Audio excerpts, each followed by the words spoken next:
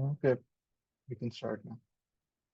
Hello, everyone. My name is Mustafa. I'm affiliated with the organization TDS, Engineering Solutions.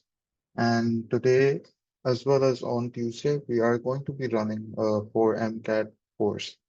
Um, it is going to be in two parts. The first part will be done today. We're calling it session one. It will consist of two kind of main separations that we are going to be discussing. So in total, there's going to be two sessions. And then in the first session, there's going to be two parts. And then in the second session, there'll be two parts as well. So in total, you can think of it as four sessions, but two being run, one after the other. The second session will be on Tuesday.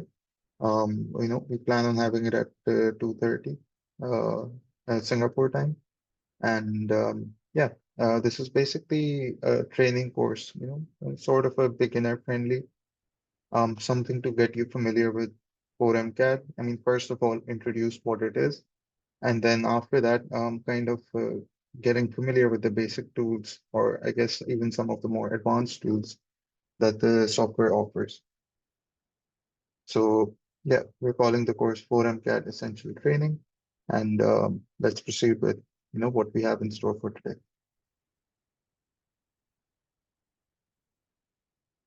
Yeah, this is so the first session, the first part is going to be about getting started with 4MCAT, understanding what it is. I guess we can have a look at the agenda to get a better idea of what we'll be discussing today. So, we'll take a few minutes to discuss what 4MCAT is. Some people put a space in the middle of 4M and CAT. I like it together. It sounds nicer, but it's up to you. We are going to take a few minutes to discuss what it is, what it offers, the different kinds of softwares or the different versions, the different pricing, what each version offers, and so forth. Then we'll go into interface overview. So kind of what the UI looks like for you to be able to do things later down the line. So, what is where's the menu bar? Where are the options? Where are the settings? So forth.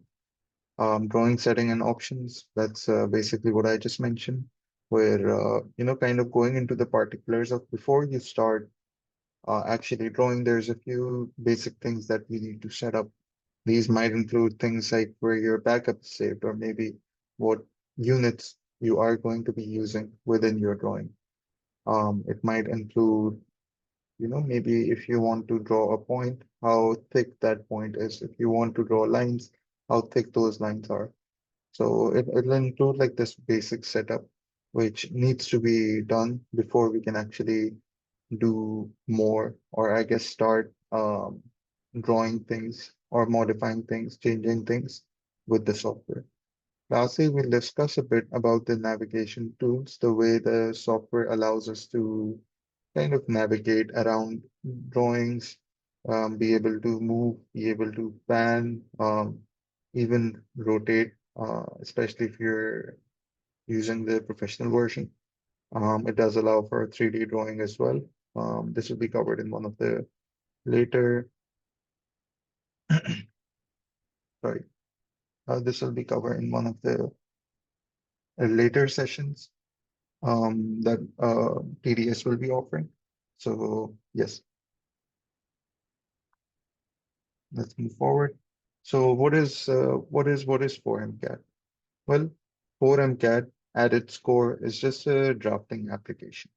So what do I mean by that? Well, it's a Windows native, and it's a CAD application that you're probably very much familiar with. If you have worked with AutoCAD in the past, or if you worked with other drafting tools, this will definitely feel quite familiar. And it offers a lot of the functionality that those tools offer as well. And the idea is to be able to, create drawings at its core. The drawings could be the drawings could be about uh, you know it could be about a building. It could be about a certain floor within that building. It could be an office space. It could be your room. You want to craft you want to craft a drawing for your room the way you want it to look like. 4M CAD helps you in doing all these sorts of things. And it's not just small scale where it's designing a small maybe office setup, but rather it can be much, much larger where you're designing entire buildings, or you are designing entire, there's a few examples, and we'll have a look on the website as well of actual stadiums being built using the software. So it's a good, robust um, tool, a high performing tool, I'd say, that is going to be a powerful tool in your arsenal. So it is 100% DWG native. So if you are using files in AutoCAD, if you are saving files from AutoCAD or even other pieces of software, you can edit them over here. You can create files in 4MCAD and then save them as DWG.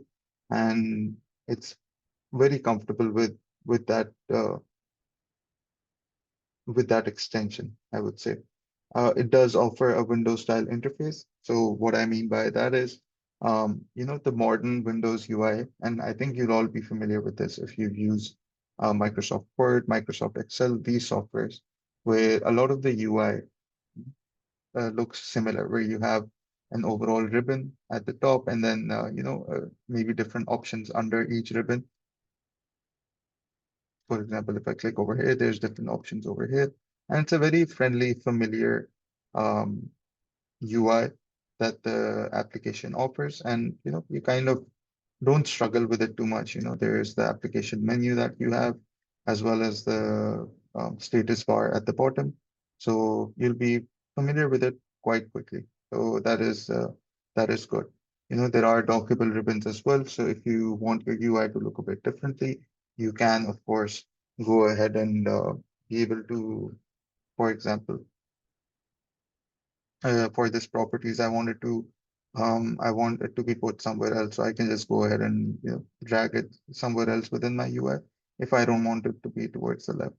So let's just put it back there for now. But the idea is that it's something that is used in a lot of Windows-based applications. This sort of UI. So 4MCAT follows suit where it does all these things in a familiar way. And then there is the dynamic command line, which we'll get into in a bit, but this is something really cool. Again, you might be familiar with this, you may not be familiar with it, but the idea is that you can use the UI if you want to, maybe create a line. You can go ahead and create a line from this part of the UI, but you can also go ahead and type in something in a sort of a command line fashion, either at the bottom over here, or you can type in something directly on the screen if you have it enabled, and it'll allow you to create a line as well. So, there's multiple ways of doing things, and that's what I would say is one of the good things about 4MCAD is you have these tools, you have these features where you don't have to just do it in one way. You can do it in whatever way you're most comfortable with.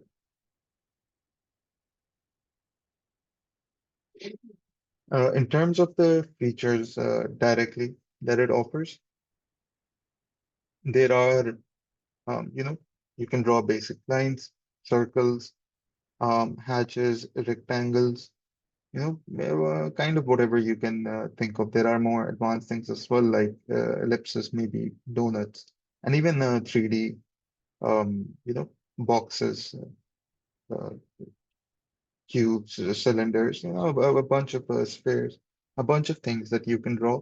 And of course, we'll have a look at that. This is just to give you an idea. But we'll have a look at that. And it's not just for drawing, of course, but editing as well. So maybe you want to cut a line, you want to trim it, you want to extend it, you want to fillet a corner of a rectangle. 4MCAD indeed offers a lot of these common features, common functionalities, I'd say that you would use when creating a drawing. There are four editions that 4MCAD has. Each one is priced differently and consists of less about price, but more about consists of different features. So The one I'm going to be using today is professional, but most of the things that I'm going to be doing on it are going to be applicable for, the other versions as well, or I guess some of the other versions. But the idea is that there is a viewer version, a classic, a standard, as well as a professional version. So as I mentioned, I will be using the professional version. And yeah, we can have a look at 4MCAD's website so that um, you can, it's been mentioned within the slide as well, so you can pause it. It's mentioned over here, so you can pause it and go into it if you want additional information, if you want additional detail. There's a few videos on it. It's much more detailed in terms of the different versions and the functionalities, features within those versions that the software offers. And, for example, you see over here that they are designing an entire football stadium. So yeah, there is a trial version, of course. So if you download the software, I believe you get a month of free trial, and there are four. And if you scroll down, there will be every year or almost every year, it gets updated. So there will be features and enhancements within the software, and they will be mentioned within the website. If you go to the very top, you go into downloads, you'll see that there are these four versions over here that I had mentioned in my slide. So, just to take note, you can have a look at each version. You can download it and you can run it as a trial and sort of get a feel of what the software is about. Oh, sorry. So, yeah, the idea is that it is supposed to be a familiar, a friendly piece of software that you can use to quickly craft up good, robust drawings, and it offers features that consist of, that basically consist of most of the things or all of the things that you need to come up with any sort of drawing. So let's move forward. We already looked at the agenda. So let's move forward with what the interface looks like. So this is a general overview of what the interface is. There is, of course, the application menu at the very top left. What does the application menu consist of? So I'll be switching between the application as well as the slides to sort of,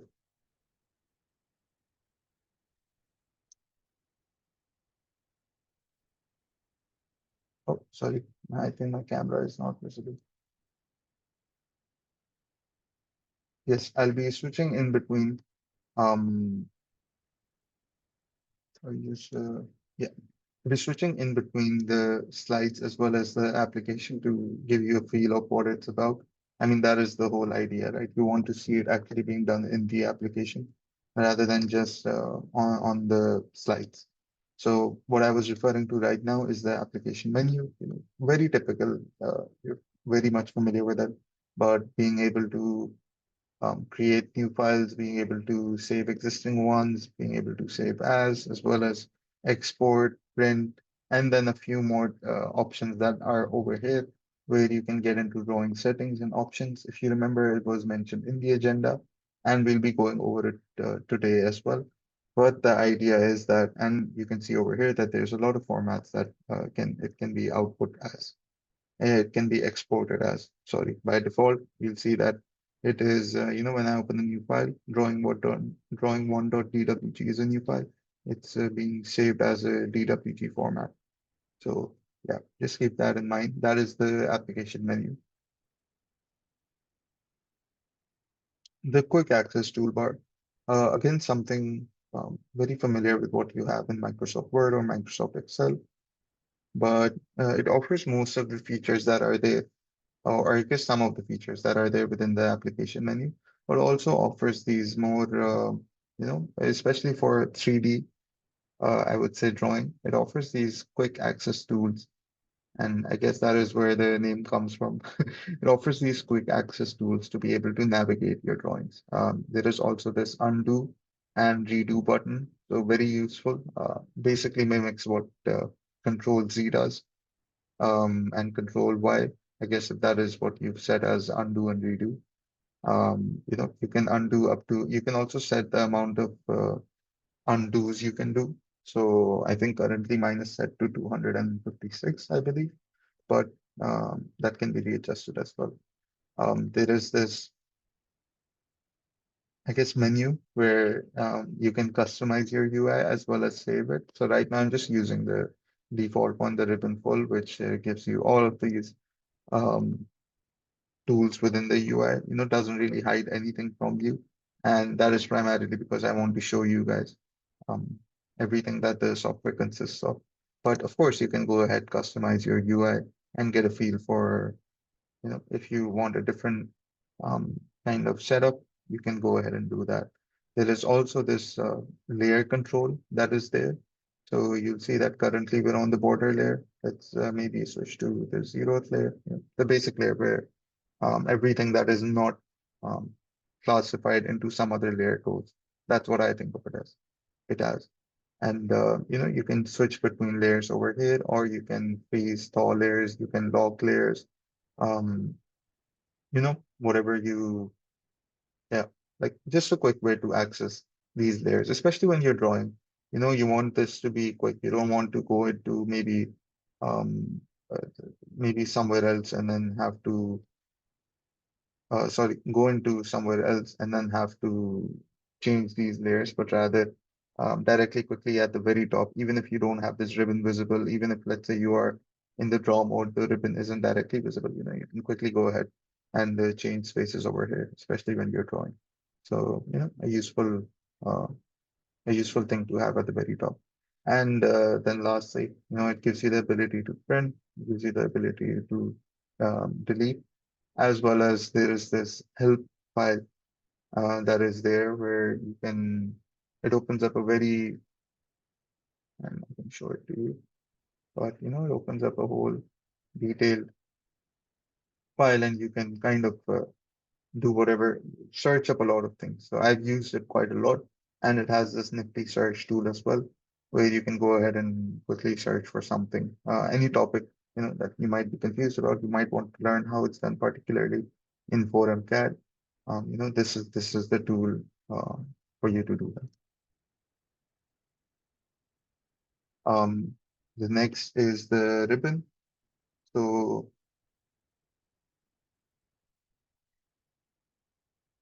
yeah, so this entire portion, the um, you know, these changing spaces are what constitute as the ribbon.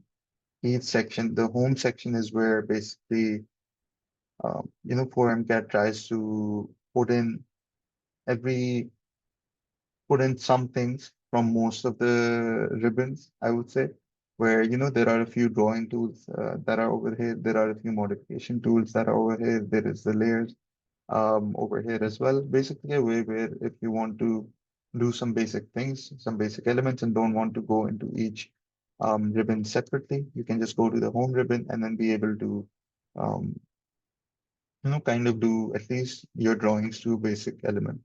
It does, there are these smaller panes that are there as well, and you can of course pin them and unpin them. So if I pin them, it will just stay like that. And these offer different these offer more tools within that entire pane. So yeah, there is also the status bar. So the status bar is something that you'll probably be using a lot as well. I do use it. There's a few features such as this polar tracking, such as this orthogonal mode being turned on and off. You might be familiar with it. You might not be familiar with it. We are going to be discussing it in more detail. There is also this annotations scales that you can change depending on the need for your drawing. And there's a few other settings like whether you want the grid to be on or whether you want the grid to be off.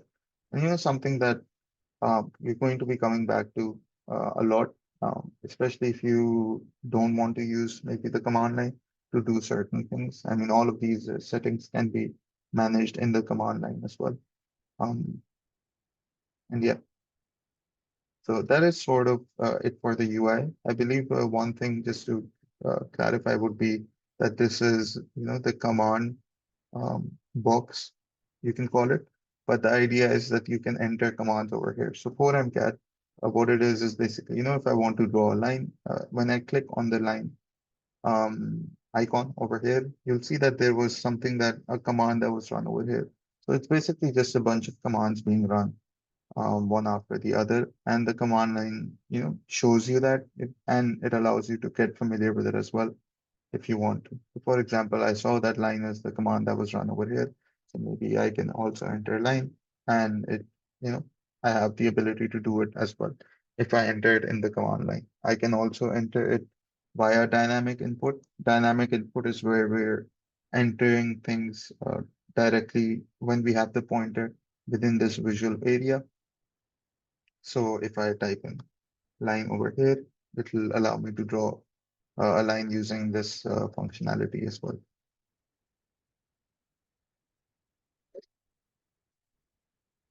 So drawing, setting, and options. An important thing, as we discussed at the start of this session. This is something that you will need to set up before you start drawing anything. This is where you'll put in your units. This is where maybe you'll put in your line type, the thickness of your line, whether you want it to be dotted, dashed, whatever. The idea is that the drawing settings as well as the options are a combination of um, tools that you use before you really start getting into drawing something. And of course, you can also use it when you're actually doing the drawings as well. So we see that the drawing settings are offered over here. I can also go ahead and type these settings and it'll open up the drawing settings for you as well. It opened it up in in a different monitor.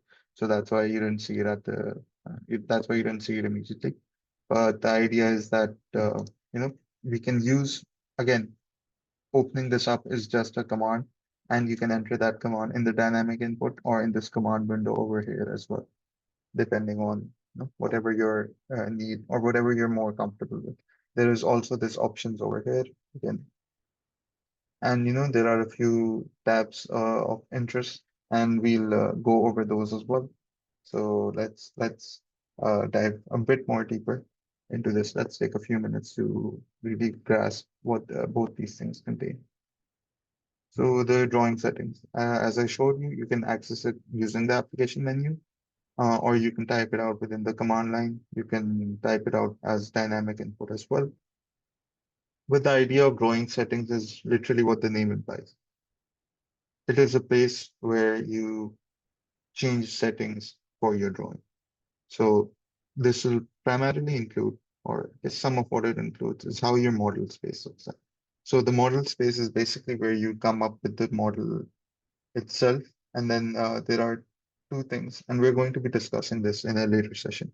But there are two spaces primarily, where one is this model space you can see over here, and then there is this other one that is this paper space, where when you actually export or print or plot something, what does it actually look like? That is your paper space over here. You can see it with a white background that is set right now, and you have this model space, of course, where you actually come up with the drawing. That this is where you actually draw, and yeah. Coming back to drawing settings, as I said, you can type in these settings in the drawing area. This is where you type in your dynamic input, and you can open it up. What can you do in it though? There are, you can change your units. You can set what you want to do with dynamic input. There are a few 3D settings as well, but rather than looking at a screenshot, I think it'd be easier if we just go into 4MCAD and look at these ourselves.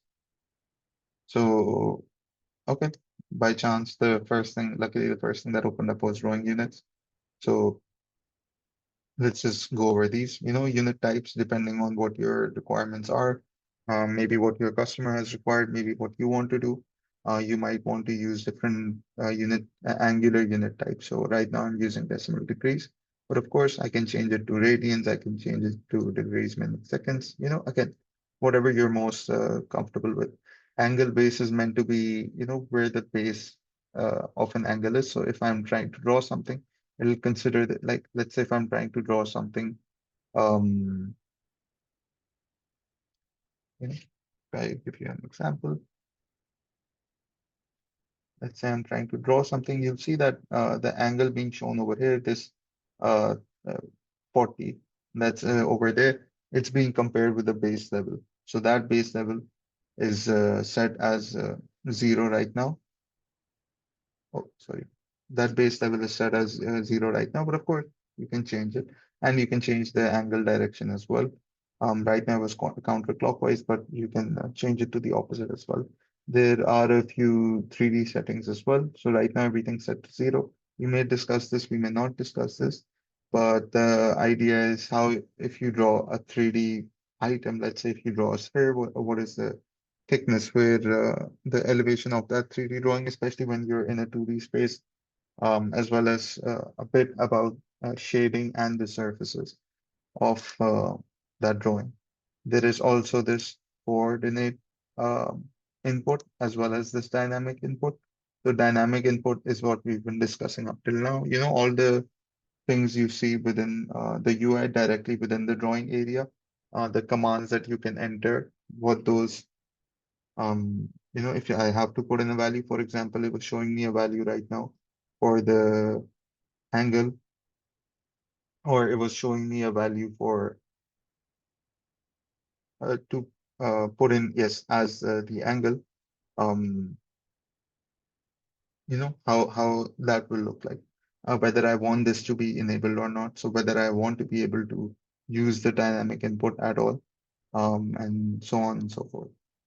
So coordinate input, I think we'll get into it in a bit more detail later.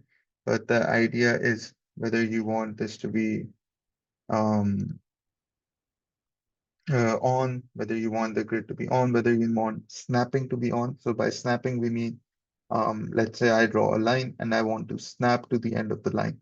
So, it's quite difficult, having to zoom in specifically to that specific point and then to snap on it. So 4MCAD does offer the feature where, you can snap to certain parts of certain objects. So this is kind of what uh, this section really is talking about. There are also entity snaps, and this is more about objects rather than the grid. So right now, snap and grid is particularly for how your cursor moves along in the grid. What is the spacing? So if I choose this to be, if I say that snap type is maybe grid, we'll see that my cursor can only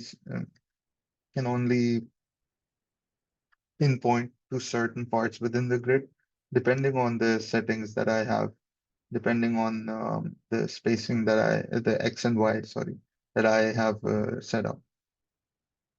So, it really depends on what your feel is, what you want to do, and that will allow you to, or I guess what your feel is and how you want the UI to react.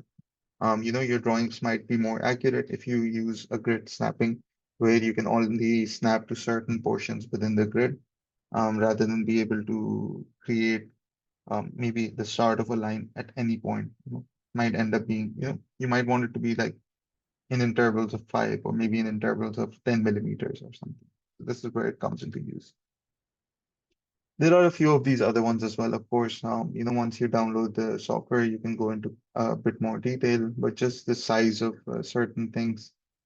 Again, this is all dependent on you, what you're more comfortable with. Maybe the limits of your drawing, maybe, polar tracking. I guess we'll discuss that a few, we'll discuss that later. I don't want to go into too much detail right now. There's a few of these other settings as well. And you see that line weights, what grips, that is when I click on a line. Let's say if I want to move it, I have to click on its grip and then be able to do certain things with it. So there's a few of these drawing settings that you will be using quite often, and important to keep all these in mind. Entity creation is an important one. So this is where, let's say if I want to, I mentioned a point before, So let's say if I want to draw a point, this is where it'll tell me what that point will look like, how much of the screen, maybe what the size is. So 5% of screen size means that, it'll always be 5% of, let's say if I'm zoomed in, zoomed out, whatever, but I can also have it as an absolute size. I can have it as a percentage size. Right now, the point chosen should look like this. So if I draw a point right now, it'll look like this. But depending on your requirements, you can change this as well. And there's, of course, um, settings for a lot of the basic shapes that are there. Um, Polylines as well, or with, yeah, I think you get the idea where you can sort of set some basic settings for a lot of these things. Hatches, for example, there is a more advanced, or I guess more detailed um, UI where you can edit hatches as well. So we'll look into that later down the line. But the idea is that over here you're offered a lot of these tools that you can use on objects and sort of customize them depending on what your need. This is also an important one. So entity modification, chamfer fillet, as you can see in this visual, it allows you to, if you have, let's say, a corner over here, let's say I've drawn a rectangle and there is a corner that I have where two edges are meeting. Maybe I want to curve that corner, or maybe I want to chamfer that corner where I want it to be cut up in a certain, along a certain angle or by a certain distance from the intersecting point.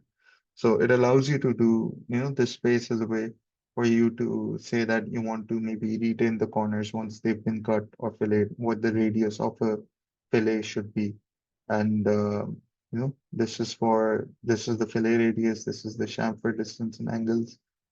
So right now it's set to distance where the chamfer will be 150. I believe I'm using millimeters, so 150 millimeters um, from the intersecting point.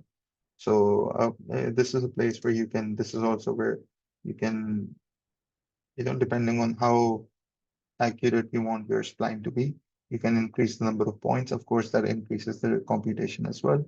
And there is a trim extend um, bar over here as well. So yeah, there's a lot of tools that drawing settings offers where you can sort of customize them before you start, but you can also edit them once you've started drawing as well, as the need requires. Basically. There is also this options menu. I'll try being a bit more quicker with this, but the idea is that, for example, with files, actually, let's look at this slide first because that'll explain it. Yeah, this is what the options menu looks like. Basically, the thing that I opened up right now. And what does it allow you to do? Oh, sorry. What does it allow you to do? Well, it allows you to edit or tweak application-wide settings. And this is more not particular to the drawing, but more about maybe file handling, maybe what the UI looks like, maybe what, for example, undo, redo do. Less about the drawings themselves, so the actual thing that you're drawing, and more about the things that revolve that drawing, the features that we'll have to be able to draw something.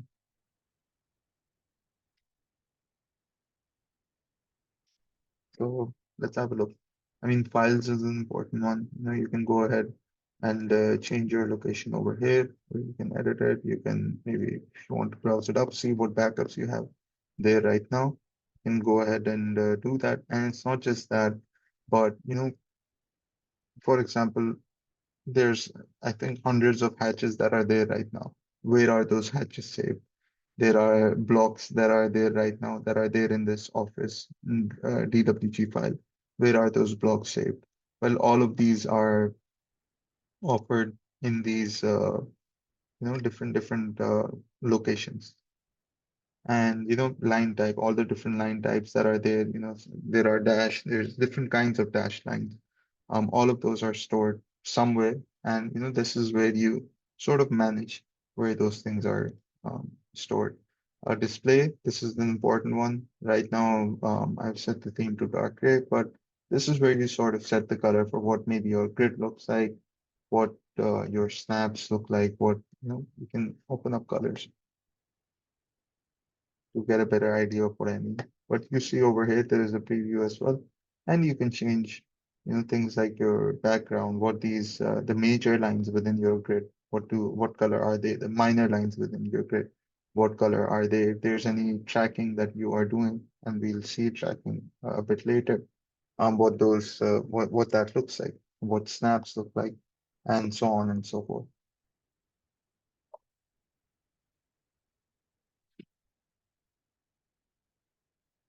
Of course, there are a few, you know, in terms of the display resolution. There are a few other settings as well. Command bar, that is the number of commands that it tracks. Of course, you can increase this. Offers you autocomplete settings as well. So quite nifty. Sometimes you can just write one or two letters, and it'll once you press enter, it'll know the command uh, you're trying to run. So quite useful, I'd say. And yeah, I would say colors is probably the most useful tab over here. And be sure to set this up properly before you actually start drawing something. And yeah, this is of course the model view. There is also the paper space, what these items look like uh, when you're gonna be putting it onto a paper. And yeah, there's a few other ones as well with maybe what the command bar looks like, what the block editor, we'll look into the block editor later down the line. I haven't shown it to you yet, but kind of what all of these things look like. That is what you have within this display tab over here. And there are a few other ones as well. Open and save is um, where you decide what kind of file type you want to save it as. I've set it to AutoCAD 2018 DW, the AutoCAD 2018 format, the DWG format, and you can change this depending on what your need is. There is also this auto save that I have set up, so it creates a backup file every 15 minutes. Oh, sorry, not creates a backup file. It auto saves every 15 minutes. The backup file is created by um, is also created actually, and this is because of this marker over here, this checkbox over here. And yeah, it's a useful tool where maybe actually this should probably be less than 15 minutes because there's probably a lot that you can do within 15 minutes, and then you don't want to lose that in case your laptop goes down, or in any case, just be ready for the worst. There are a few settings for printing and publishing. I'm not going to go into too much detail, but I think I just want you to show, I just want you, I just want to show you all what these, options are under, or what these tabs are under option. Um, this might be a bit useful where you can go into a bit more detail in terms of entity snaps. So these are just all what this means is basically being able to snap to an object. So if you create a circle, being able to snap to maybe that circle, that is what entity snaps is, being able to snap to maybe the center of a circle where your cursor would like quickly fix itself to that center. So there's a few settings that are there for the snap marker as well as the aperture size. 3D modeling, also, again, we saw a bit of it in the drawing settings, and a bit of it is over here as well. It's, of course, it's not mutually exclusive. So there will be some sort of overlap between these two things, and that's completely fine. That's not an issue. So, there will be parts where you might have to go to drawing settings, and there will be parts where you'll have to go to options as well. So yeah, as you can see, again, a bit more about the these small little boxes, maybe it's a grip. A grip is where, again, actually I've explained what a grip is. Maybe it's a, a pick box. That is when, let's say, you're drawing a line and I want to pick a certain point within the whole grid. It'll show me a pick box and what the size of that looks like, what the size of the grip looks like, and so on. So yeah,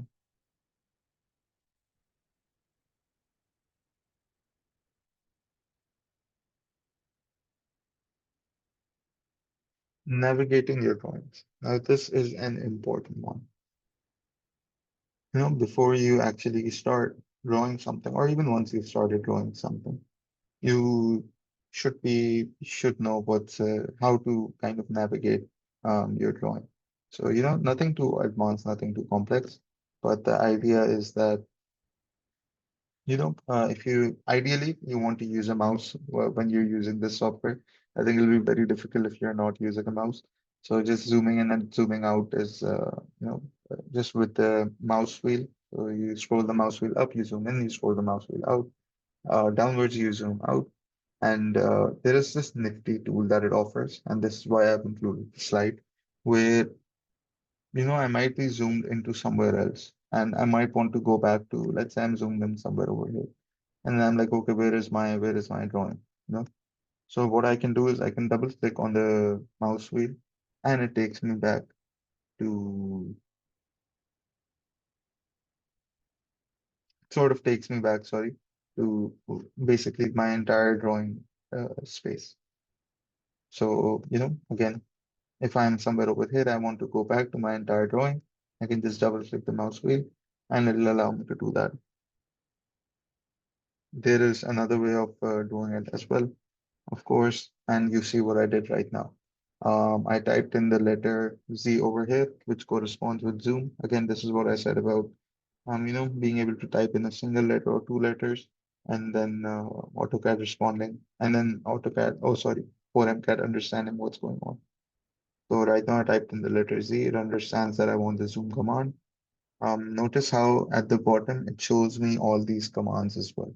So it tells me that either I can write out these individual letters. So I can write out the letter I can write out the letters OU, A to sort of select this setting, to sort of select this. So I don't have to, if I want to do extents, I don't have to type out the entire word extents, but rather I can just type out the letter E and it'll understand that E corresponds with this. So it'll zoom into extents, which is where we were at right now. You can also see that instead of typing it in, I can also click over here.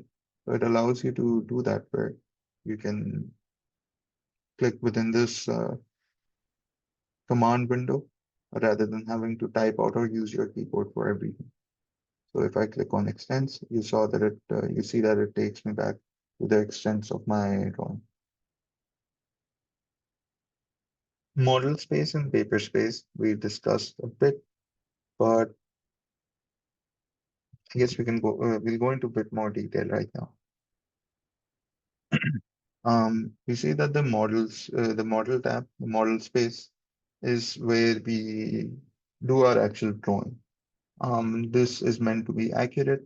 This is meant to be what the drawing actually is, exactly to the unit, to the millimeter, to to whatever your units are. If you want a drawing to be, if you're creating a room that is, 500 centimeters by 500 centimeters, quite a small room, but that's fine. This is where you'll actually create that line that is 500 centimeters in length, and it'll be stored as such. When you're printing on the paper, of course, the line is not going to be 500 centimeters in length. That wouldn't make sense. But the model space is where you kind of have this factor of what your drawing will look like in real life. What the dimensions are, what the lengths are, what the units are, all those things directly as to what they are in real units. The paper space is a bit different. The paper space will primarily include,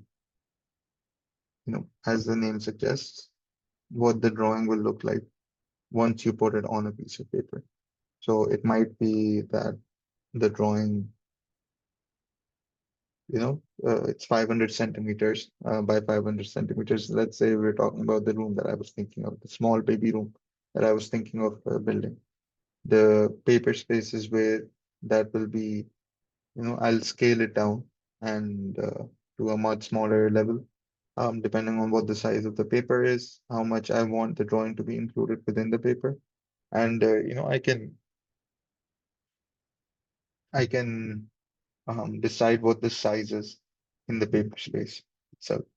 So, to give you a feel of what I mean, this is the model space, and this is the layout one, is one of the paper spaces. ISO A3 is also a paper space. And you'll see that within the paper space, you can sort of create these, this, yeah, you can sort of create this, I guess, block, you can say, where, once you print it on a piece of paper, you know what the name of the drawing is, you know what the name of, let's say, the company, the date, if you want to put on the date over there, you want to put on the scale of the drawing itself, where you can do sort of all these things. So what I mean is, over here, you see that, the scale is mentioned, the number of sheets, so on and so forth. Um, what is this box? Oh, sorry. What is this box?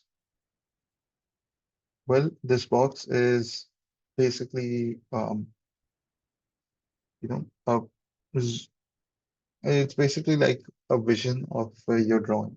So it doesn't need to be the entire drawing, it can be a particular space within this drawing, but what we'll call it is a viewport. So, you can change the orientation as well. You can change how it looks like. Um, And you can also, zoom in, zoom out, and you can set it to specific scales as well, where right now it's 0.05. I think if I wanted to set it to 1 ratio 50, I can do that as well. And this will be helpful later on once we discuss annotations, where you see how once I zoomed in a little bit or zoomed out a little bit, I guess, the annotations, these numbers changed in size as well. So this is meant to help you in the paper space where these annotations might resize themselves depending on what size you select over here.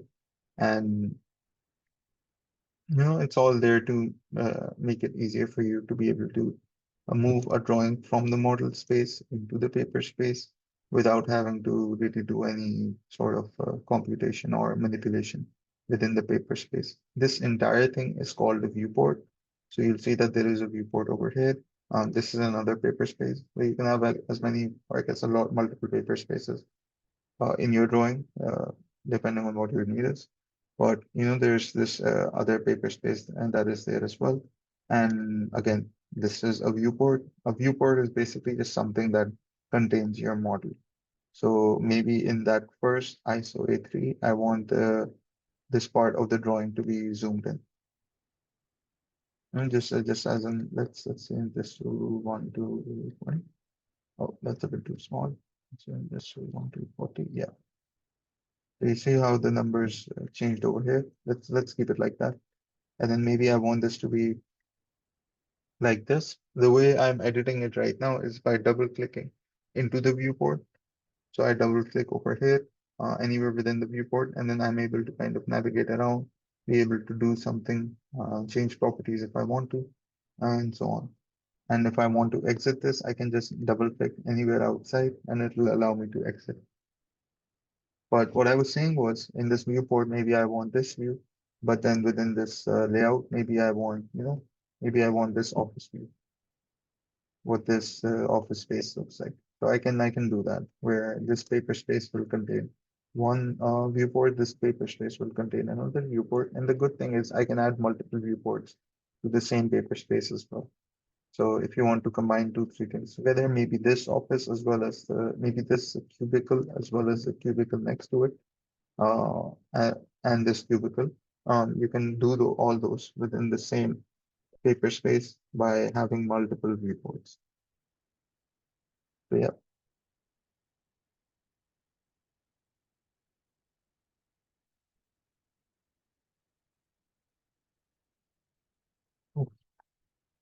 open the different on the other screen. Yeah, so name view. What is name view? Well, as the name implies, it's just a way for you to be able to quickly go to a certain view within your drawing. So, maybe in this, oh, sorry, maybe I am over here and maybe I want the view to be something, maybe I want a view that particularly focuses on this area.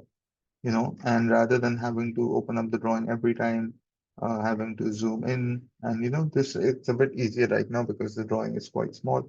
But let's say if you were drawing, an entire building or maybe an entire office with 100 cubicles, you might, having defined views will make it easier where, you can just open up the view manager, click on the particular view that you want and right now there's a few preset ones. I'm using the top one right now, but there's different ones that you can use and you can create your own, of course. So it's quite useful, especially if you're working in a bigger drawing. So do use that tool.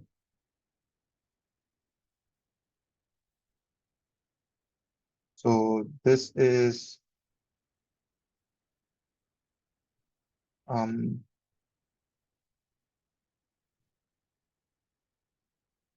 yeah sorry, this is the navigation bar. So the navigation bar is just meant to be a place where you can have some tools quickly at ease. So, a very fundamental idea to foreign CAD is making things as easy for you as they can. And right now, a navigation bar, that's what I'm calling it. Maybe people might call it differently. But this is where, for example, I have enabled this zoom pane over here, and it adds a lot of these things over here, which allow me to pan, which allow me to zoom, might even allow me to rotate depending on what I have selected over here.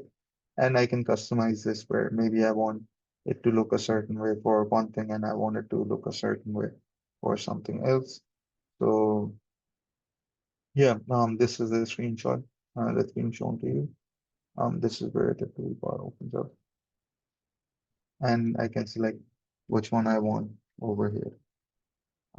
Do note that there is also this tool palettes. So this is more of what I use, where tool palettes is gives you a much more detailed view.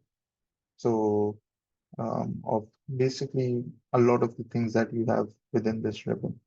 So if I am in this modify scale, it allows me to, use the rotate command, use the mirror command, so on. And if I'm in this view scale, it'll allow me to quickly switch between these things with just the click of a button, with just the click of a button.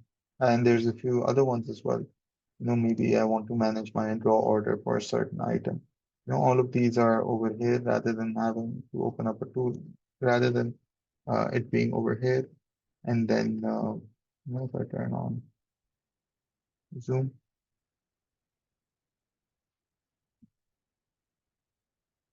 we see that this appears over here. But, you can kind of mimic the same functionality with the tool palette as well. Although the toolbar is useful, I'd say. So not to completely ignore it or anything. It's small icons and they're short. They don't take up too much of your space, and they are there for you to navigate around your drawings. Or I guess there's a lot of tools that are there within the toolbar. So depending on what your need is, you can adjust accordingly. That is it for this first part of this first session. Of course, we are going to be doing a second session right now. So let's take a 5 5 minute break.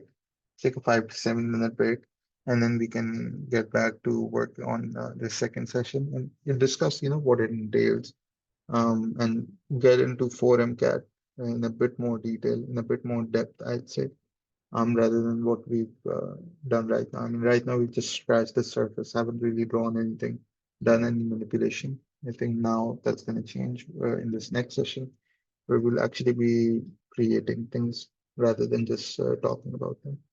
So let's take a 5 minute break, get some water, whatever, and we can continue from there. Yeah.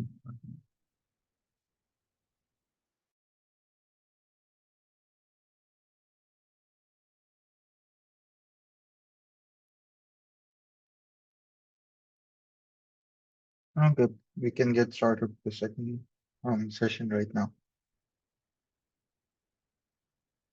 Let's take 1 more minute, and yeah, let's actually just get started. So session two, creating. I've given it the title. We've given it the title, creation tools. But section two basically encompasses, the tools that are there for you to be able to start drawing within your in your file in your model space. We'll look at maybe the basic geometries that are offered, such as lines, rectangles, splines, polylines, all these sorts of things, and then go into a bit more, detail about blocks as well as a few other things. So yeah, an important session. So let's get into it. Let's look at the agenda first. So as I said, a little bit about what we discussed previously is that, we kind of got familiar with the UI for 4MCAD, what it looks like, what it feels like, where are the settings, where are the options, how do I enter commands, how do I use the UI, where are certain things within the UI, what is the status bar, what is the quick access toolbar, all these sorts of things we've discussed. And now the idea is to be able to use these things to start um, drawing something out. So the first thing we're going to cover is accurate drawing. So what I mean by that is, and we'll look into it in more detail right now, but if you want to, you probably aren't going to be just clicking on the screen randomly, but rather you want things to be of a certain length. You want them to be of, if you're drawing a angle, if you're drawing a circle, you want them to be if you're drawing a circle, you want it to be of a certain radius. If you're drawing something else, you want to be able to measure everything quite accurately. And that is, there are tools, of course, that 4MCAD offers for you to be able to do that. Then we're going to look at some basic geometry. So that means is things like, what that means is things like um, lines, things like maybe even, we won't be discussing 3D right now, but maybe boxes, rectangles, cubes, cylinders, spheres, all these sorts of things. But not the 3D side, but more towards the 2D.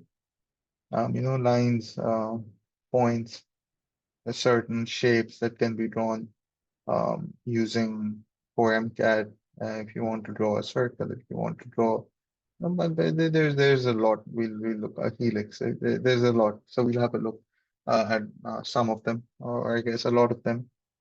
Then and then the last one would be blocks and attributes. So blocks are objects that you can create using some part of your drawing that you've done. So why is that useful? Why is it useful to be able to create blocks? Well, the main advantage they give is replication and reference.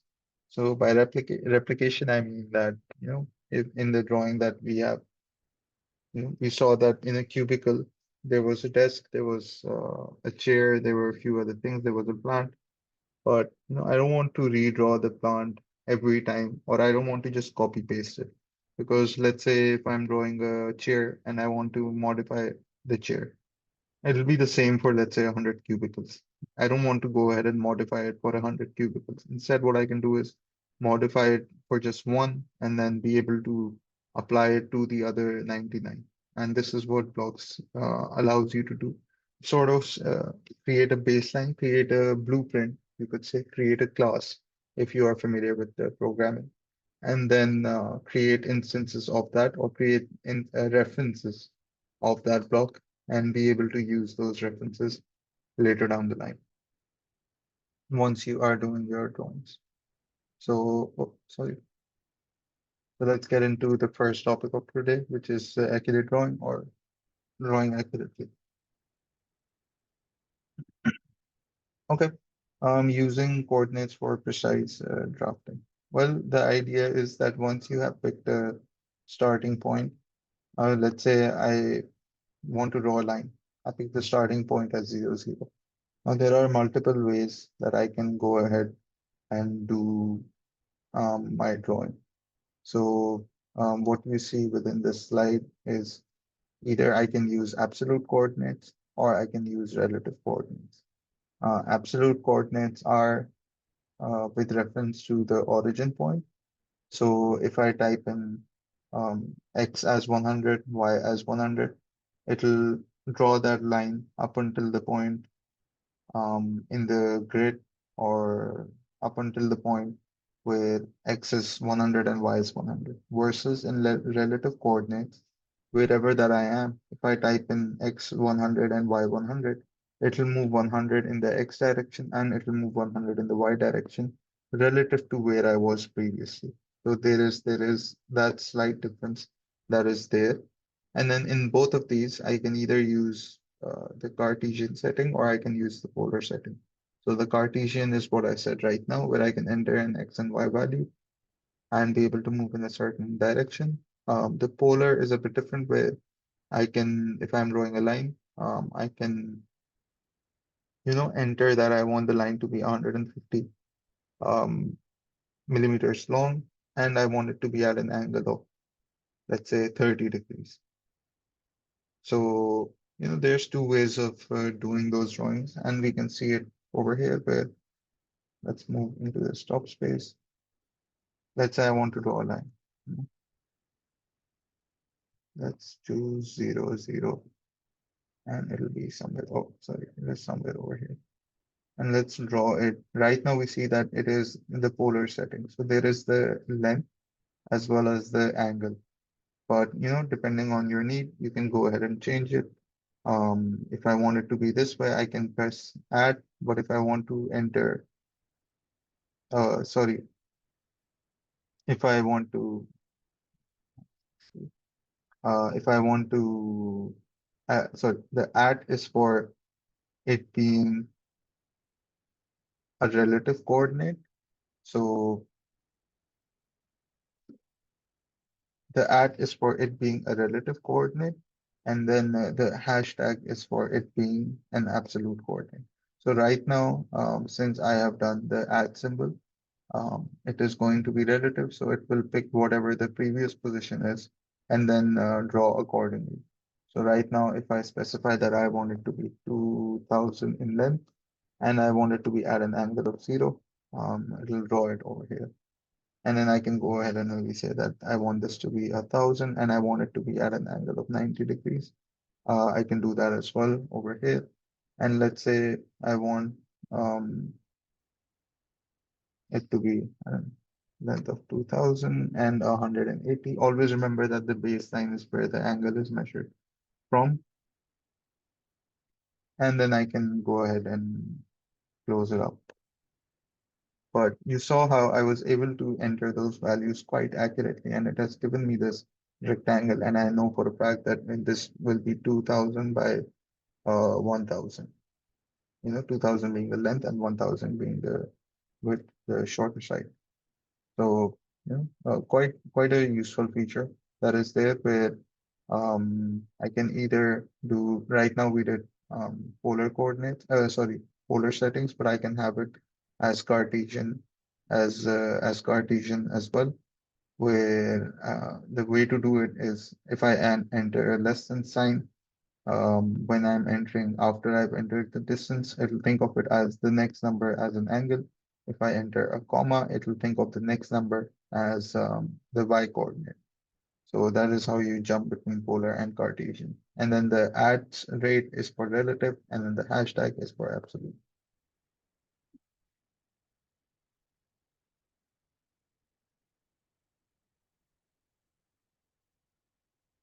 Okay, so these are these options that you have over here.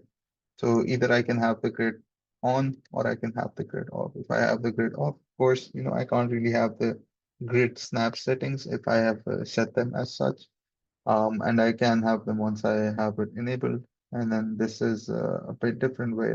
This is such that it won't allow me to snap at all to anything in a sense. So yeah, generally I have both of those.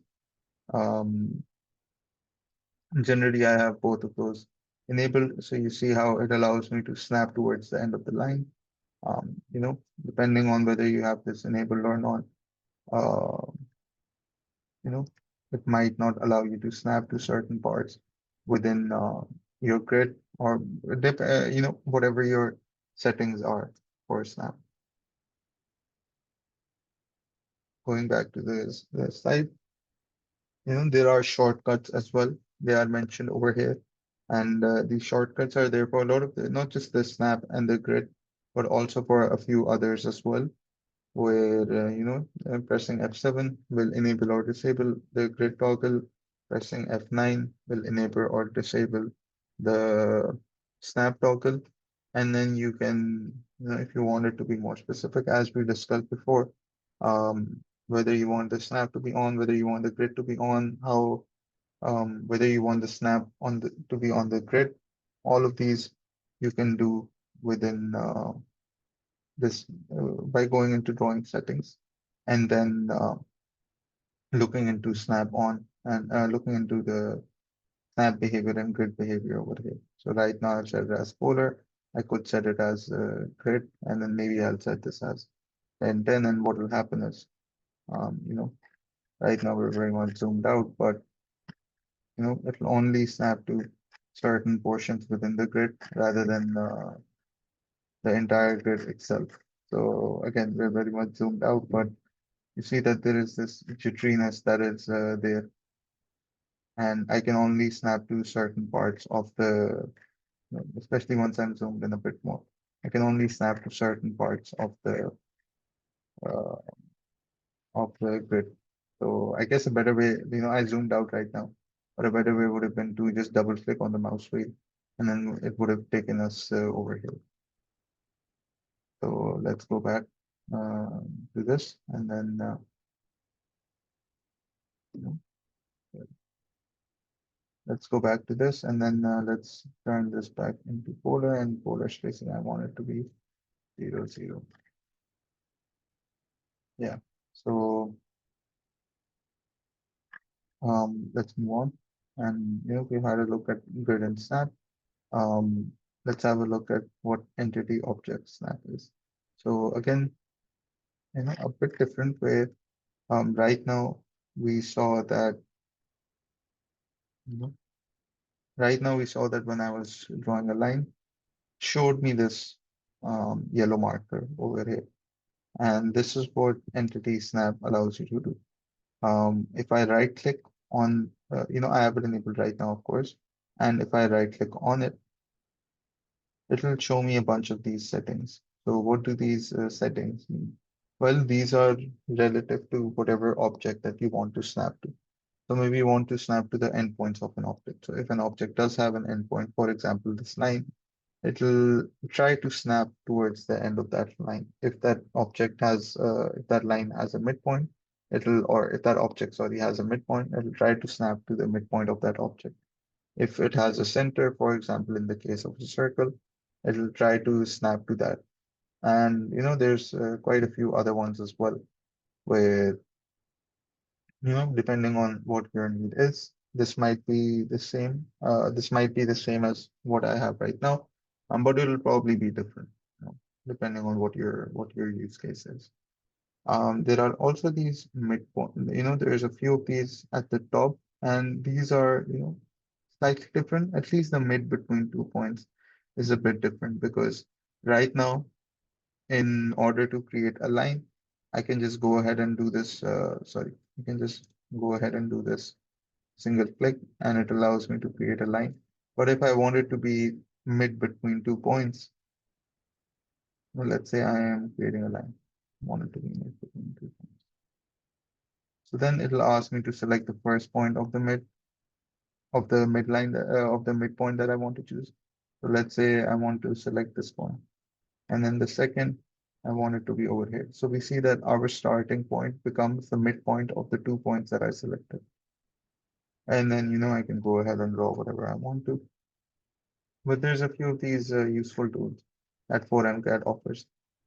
You can also access these tools by holding control and then right clicking rather than going to this bottom space over here and then choosing something. And of course, if you want, you can always, have this disabled depending on what your need is, what your requirements are.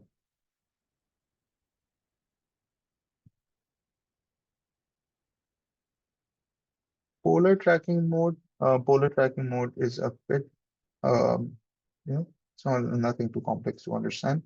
All that it does is, if I'm drawing a line, for example, I choose the line to be at the end point of view.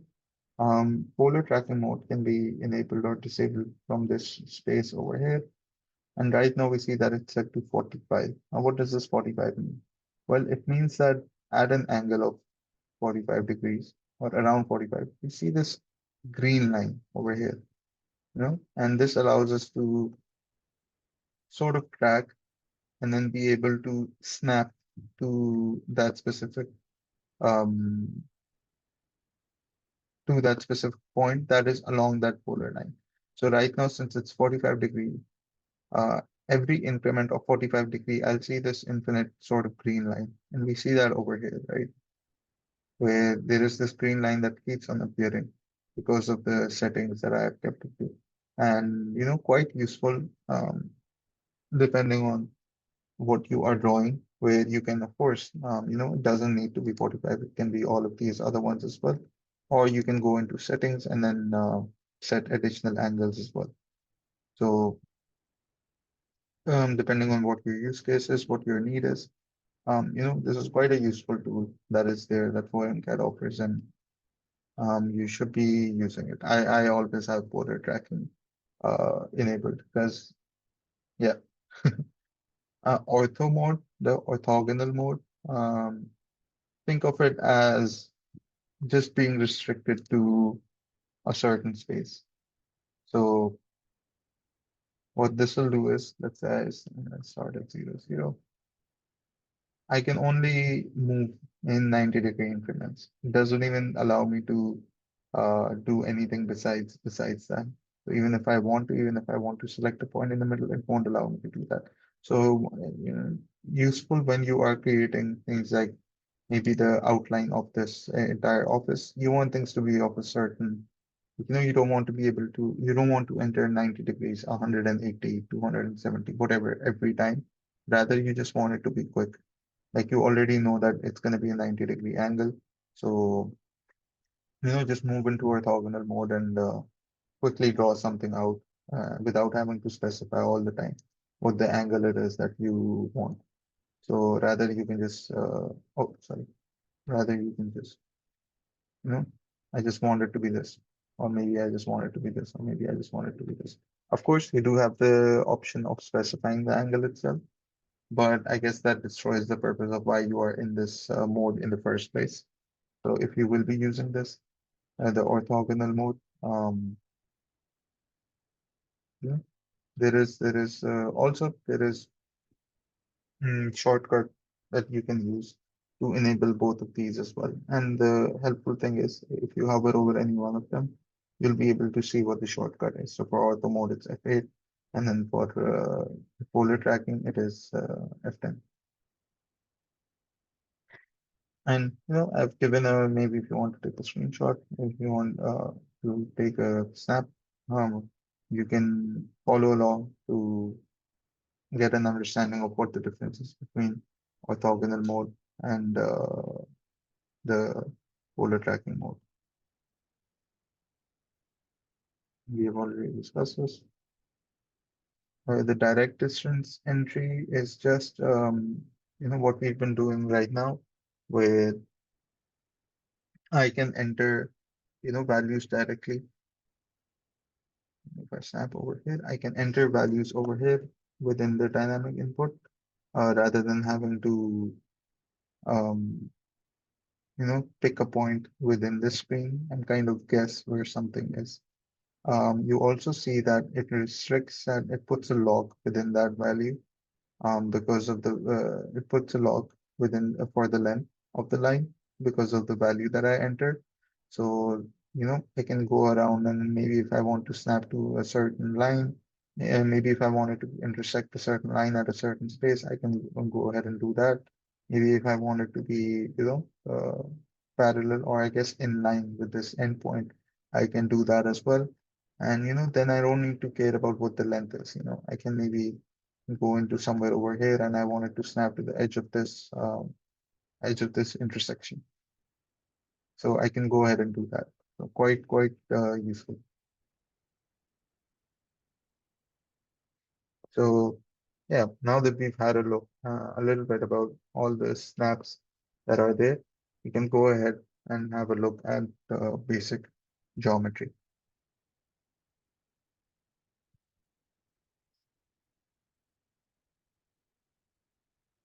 So what are the geometries that are offered? Let's get rid of this. Just quickly deleted it. But the pane or what is of interest is this drawing pane over here. There is also the home pane. Actually, we'll have a look at the home pane first, and then we'll move into this drawing pane. And then I'll give you a sneak peek of this draw 3D as well. Now, what is this in drawing pane? Well, the drawing pane offers you a bunch of, as we've mentioned a few times now, a bunch of drawing options. So I can go ahead and draw a line. I can draw a ray, which starts from a specific point and then goes in an infinite direction in whatever angle, whatever direction you specify. It goes for an infinite length. And then there is also the option of an infinite line, which is just a line that is infinite in both on both sides, or from the start and from the end as well. And so let's go back to a line. We already know that to enter, you know, we already know that like if you want to snap to certain things, if you want to enter the distance, if you want to enter the angle, if you want it to be polar or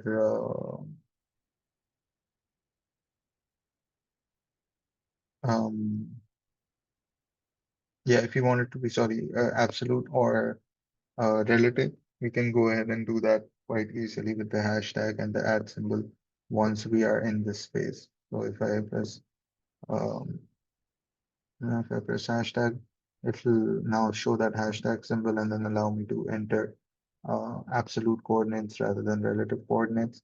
And if I press the add symbol, it will change and now it will be relative coordinates. But coming back to the geometries, we have this small section over here.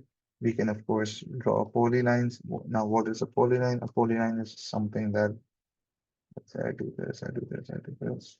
A line. This consists of multiple lines. So, or I guess it doesn't even need to be a line specifically, but rather you can have it be other things as well. So if you want to create an arc, maybe you can do that. So it can be, various things, and then I can go ahead and change the shape of that arc, and this entire thing will be a polygon. But the idea is that it's a combination of whatever components um, that it contains. So a line, each line that I've drawn over here is separate. We see that the marker that appears when I've selected this line is just for this line, but not for the entire thing that I drew.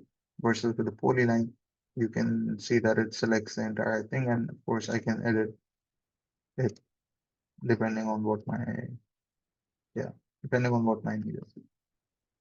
So quite a slight difference between a polyline and a line. Of course, you can draw circles. So, you can draw a circle by specifying the radius. You can draw it by specifying the diameter. You can draw it by selecting 2 points for that circle, by selecting 3 points. There's quite a few options that are there that are offered by 4MCAT. And a circle of radius 1,000. And we'll see that property being shown over here. The radius is 1,000, diameter, of course, 2,000, as well as the center, the XYZ coordinates of that circle. Remember that, that we do have the option of having this in 3D, of course. So that is why you see those three coordinates there rather than just the two coordinates that you're more typically used to. Um, I can also draw arcs. There are a lot of ways of drawing arcs. Right now, the most used ones are probably more towards the top, the start, center, end, or the start, end, center are ones that I use quite often. But again, the idea is that FormCAD offers all these things where you can draw some of these basic things to make your life a bit easier rather than having to, for example, in the case of a rectangle, either I can draw polyline and then have to measure the length and the width and like specify the angle and so on and so forth. Instead, over here, I can just select the rectangle and then specify that I want the length to be 2,000, I want the width to be 1,000, and it will create it accordingly. And the good thing is, it still creates a polyline. So it's not that this is a different object, but rather this is still a polyline.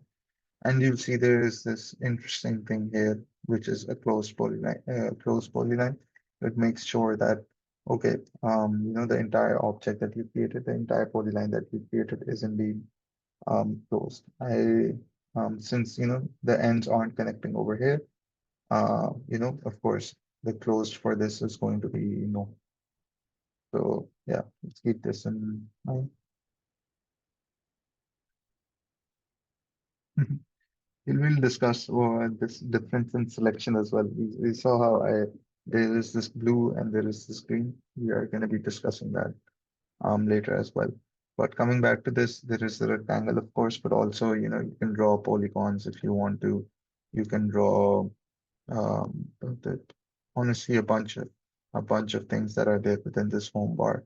Hatching and gradients, as well as boundaries, I guess we will be looking at a bit later down the line. But the hatch is basically this thing that you can draw.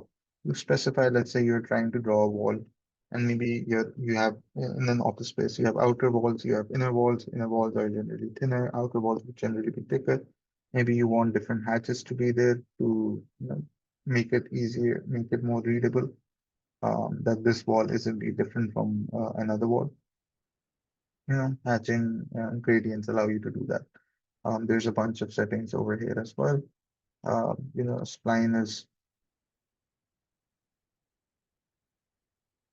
sort of a curved, not sort of it is a curved line. And I might want to put some plants. Sorry,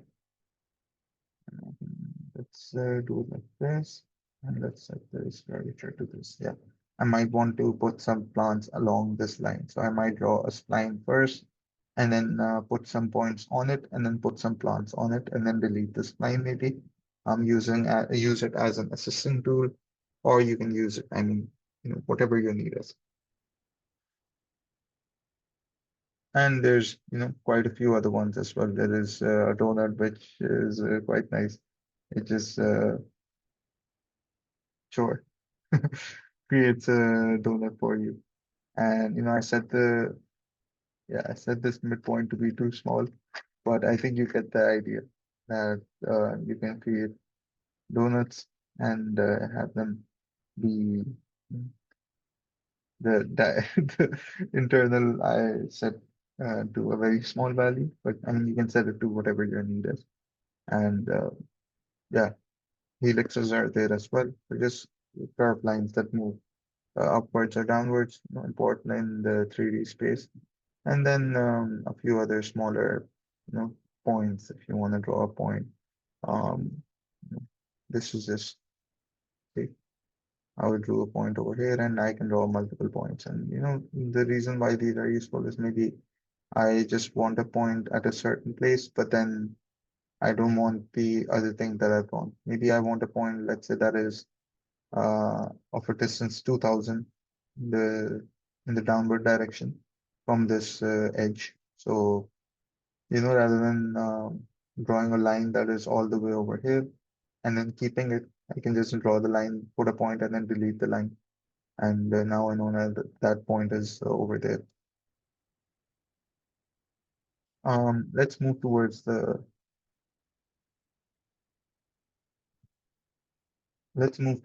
draw section.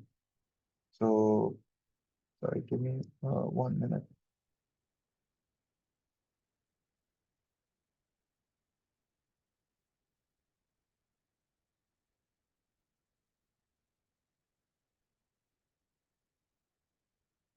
Let's just in my camera.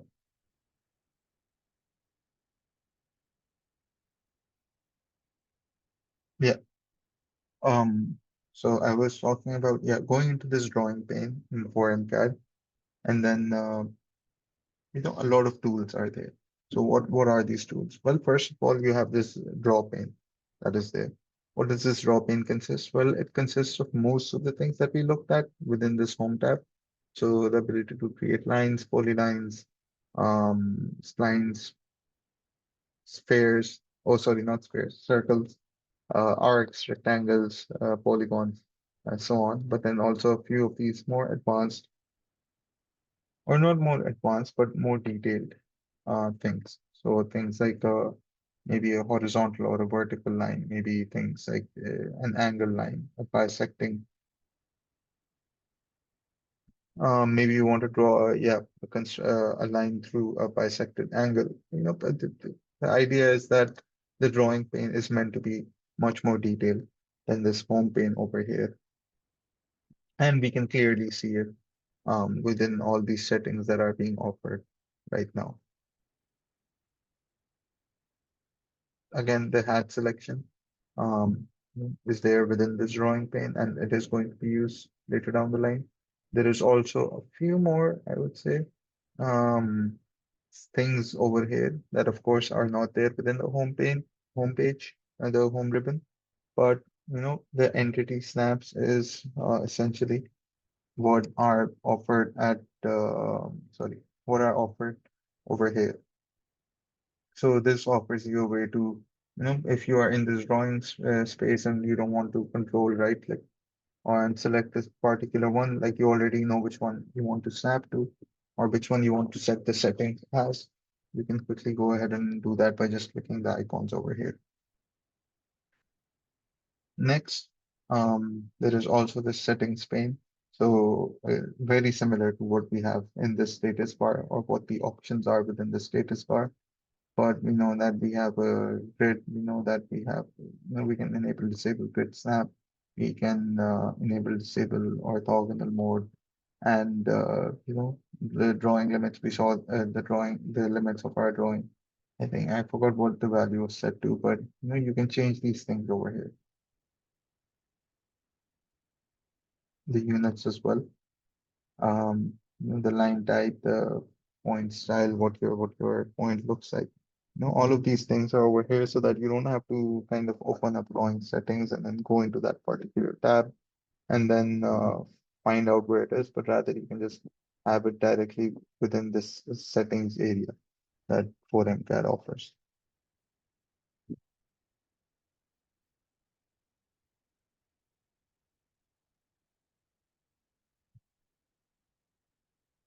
And that should be it for at least the basic geometry to get a sense of what is happening or how to go about drawing certain things.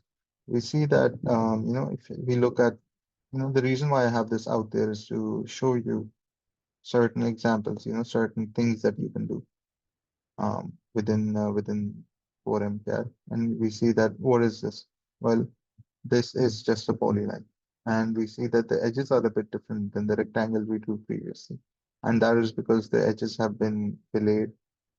So What we did was, originally was, of course, an intersecting edge at the very corner, just like it would be in a rectangle. But then once you fillet it, it kind of curves it in a nice way so that you don't have to worry about, I mean, not worry about, but whatever your specification is, whatever your drawing requirements are, you can go ahead and do that and then still have it considered as a polyline by joining it back up. Now, joining it and splitting it, we will look into in a bit more detail in the next session. But this is a polyline. This is again a polyline as well. And we see that the edges have not been filleted this time around, but chamfered. So they were kind of cut up and then joined along that cut. And we see the same thing over here where you can think of this, if I draw over it, you can think of this as just being a sort of a square essentially, right? I'm just trying to give you all an idea. So the drawing, ignore that it's not that accurate. But this is just a square, and then we have chamfered the edges.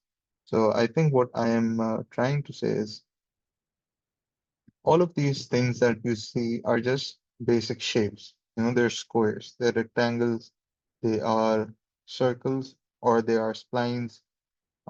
They are, polylines in essence. And then what we do with those, the way we modify them is what brings out the actual shape within our drawing. So even this, all that this is like two lines, for example. This is just a single line, and then this is just an arc. It's nothing else. And then this is a single line as well. And then all that is there over here is an angled line. And then this is filleted.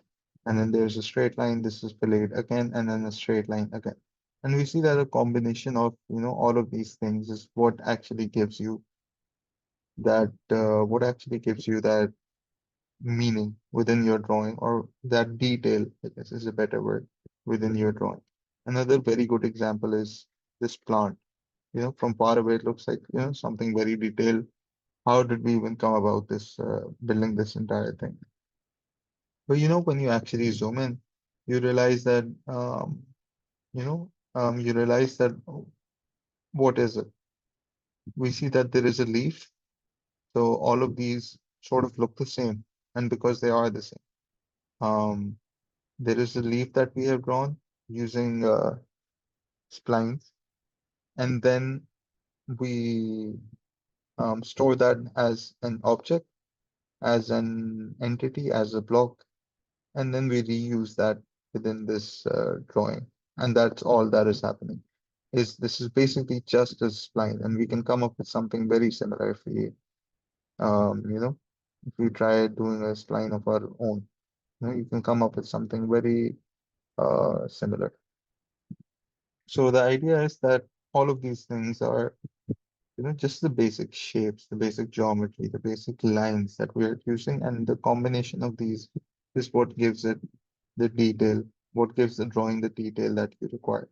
But all that this is a circle, a few lines, and then this SP line that we've replicated throughout this entire um, block. So you see how it's not pointing directly to the leaf itself, but rather, when I hover over it, it allows me to select the entire thing. This is because this is a block reference, and this is not, the actual leaf itself, but rather the leaf is stored within this reference. That's why, you know, that's why it's not allowing me to select a specific leaf right now, because this entire thing is a reference and it'll only allow me to select a reference. The way to go about dealing with that is by exploding up. And we look at explode once we are they explode over here once we're in our next session. So right now the idea is just to see that it's actually not everything is quite basic. Nothing is using anything that is too advanced. It's just drawing lines and drawing circles and drawing arcs and then being able to do something with that. So that is your rundown of the basic geometry that is there for provided by 4MCAD. Blocks and attributes. Now this is, right now the plant that we were looking at, this is exactly that, where blocks and attributes, you know, blocks and attributes are, sorry, not attributes, just blocks. Attributes are things within the block, but the blocks are what makes, our life a bit easier. But right now we see that there is this entire block reference. It is, it gives us the name. It is an office workstation. And what does a workstation consist of? It consists of a plant. It consists of a table. It consists of a desktop. Um, and then it consists of a chair as well. But coming back to this, before we jump directly into blocks, let's discuss groups a little bit. So what is a group? Well, let's go back into our settings over here, into our drawing over here, and let's just draw a bunch of random lines. No particular reason why I'm drawing this, just to show you. Over here, we see that once I type in group, it allows me to create groups, of course. Yeah, hello. And then I can select specific entities. So I can select these lines and then create a group. Now, what does a group allow you to do? Well, it just groups the items together. That's all that it does. So it's a bit, it's different from blocks. Blocks also group items together. So for example, this chair is basically just a bunch of, lines and chases, lines or polylines grouped together into one entire object. But it allows us to create replications of that reference. And that is where groups differ from blocks. Where if I was to create a group over here of, let's say, this line and this line, it won't create anything that is, I won't be able to, yeah, I won't be able to replicate it, but rather I'll be able to, um, it'll group them together. So I can move them around together if I want to, or be able to select one and then everything else gets selected. But then within a block reference, I'm able to create other instances of this entire block itself. So, blocks are the groups. You might use them, you might not. But blocks are what are generally, the most useful feature that is there by 4MCAD. So I don't want to go into too much detail about groups. I mean, you can do it on your own if you want to. But the idea is that, yeah, blocks are the way to go. So the blocks are what I use in my own, in my own drawings, and that is what most people use as well.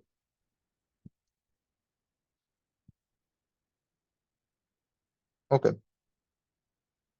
And now these, just to say a bit about these slides, the idea will be that, in the first bullet point or two, I'll try to mention a few ways for you to be able to do a certain thing. So right now we see that there's 3, 4 ways of how, and this is the beauty about 4MCAD is, there are different functionalities there are different options that are there for you to be able to do the same thing, or different ways for you be able to do the same thing. So I can go into the home ribbon, I can go into the insert panel, and then I can create a block over there. I can directly go in the insert panel and then create a block I can directly go in the insert ribbon and then insert a block over here. I can also just type out the word block and it'll allow me to uh, insert a block as well. There's all these tools that are there for you to Yeah, there's all these tools that are there for you to, come into this block definition setting. Now, what is this setting? Well, this dropdown basically shows you all the current blocks that you have. You know, it will show you whatever blocks that you have, but rather than showing you what blocks you have, you might want to create a block. Well, that is fine as well. you have this create block option, and opens up the same opens up oh, sorry opens up a similar the create block is what opens up this pane where you can actually go ahead and create a block. And then insert block is a bit different, where it kind of looks the same, but it allows you to insert a block. So I think you can also, by typing insert, it'll automatically open this up as well. We're gonna have a look at this later as well in one of the slides, but let's come back to create a block. And now, what is this? What is this saying? Let's say I want to create a block of, let's quickly draw something. Let's draw a rectangle and then another rectangle. Oh, sorry. Oh,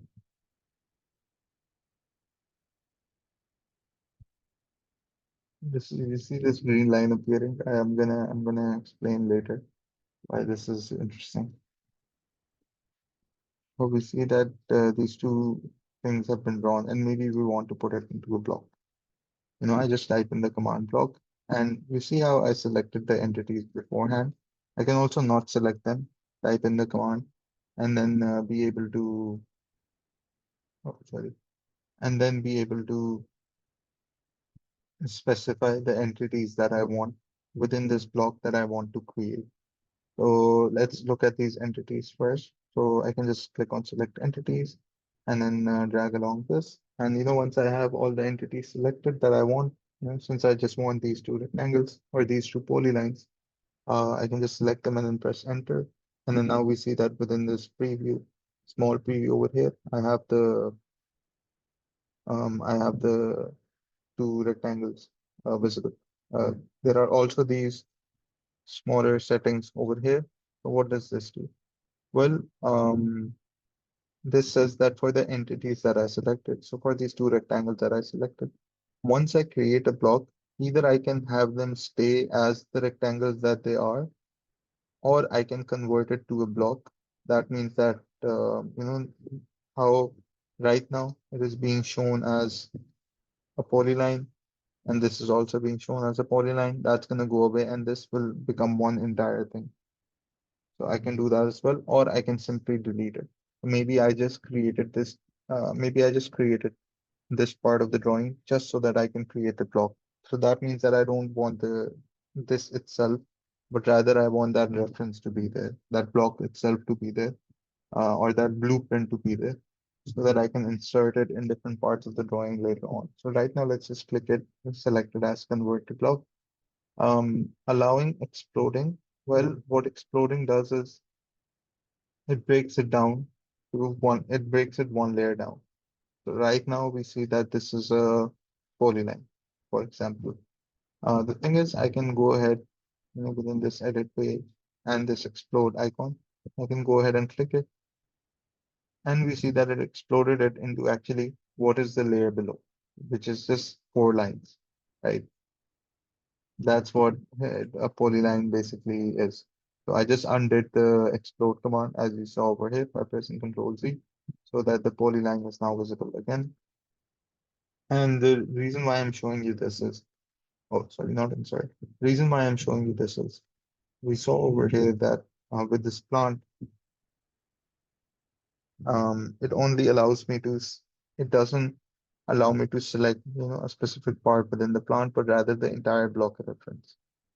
So maybe if I want to select a specific part within the plant, or maybe let's say I want to bring in a block and then I want to move things around.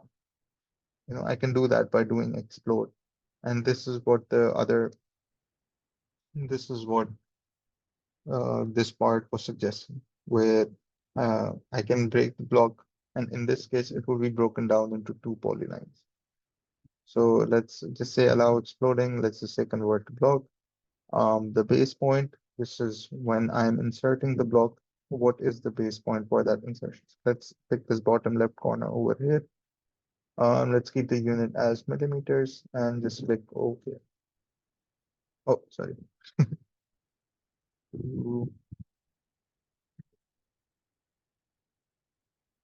Okay. Now we see that this should be converted into a block, and it has. It has been converted into a block reference. And we see that the name is two rectangles, of course. We also see that the grip is at the bottom over here.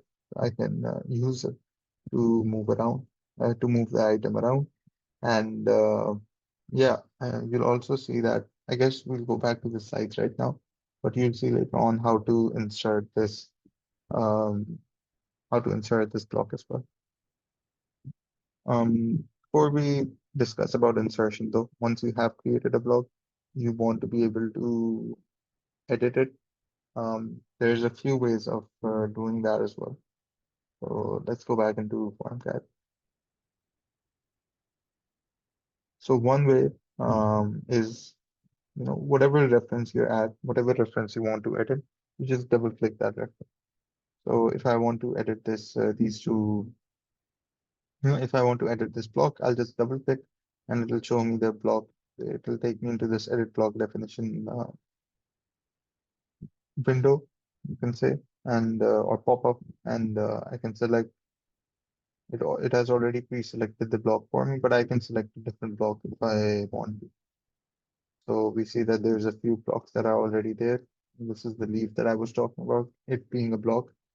And then there's a few that are there. The office workstation is what we've been looking at, and I can go ahead and if I just select rectangles, I can go ahead and click OK, and it'll open this page up. Let's close it for now. Let's just start the changes since we didn't make any changes. I can also open up the same space by typing up the edit. It'll open up again the edit block definition panel window to pop up, and I can go ahead and you know, edit edit these blocks. So we see that over here in this block editor is where it's actually stored as whatever it was stored as previously. So here it's stored as a polyline, but then this left rectangle and then the same for the right rectangle, it's stored as a polyline, and it's not showing me that block reference anymore. And this is where I can actually go ahead and maybe, change the length of this, maybe do something else with this, and so on. So this is where you actually, go if you want to edit any of the blocks that you have created. I'll close this and I'll discard the changes. There's no need, but that is the idea behind it. Inserting a block into your drawing, quite simple. We've already partially discussed this, um, but all we do is click on insert and then, sorry, not click on insert. You can click on insert if you want to over here, insert block, but type in the command insert. I like typing in the commands a bit more. And then I can select whatever block I want. It shows a good preview of that block. And then I can specify either manually or on screen what the insertion point should be, what the scale of my drawing should be, maybe the rotation as well. Right now, I'm just going to keep it at 0, but you can specify how much. Actually, let's change this as well. Unit and factor is also there for you to be able to edit. Let's not change it. And then explode. This is an important one. Explode is what will allow us to actually explode the block if we need to.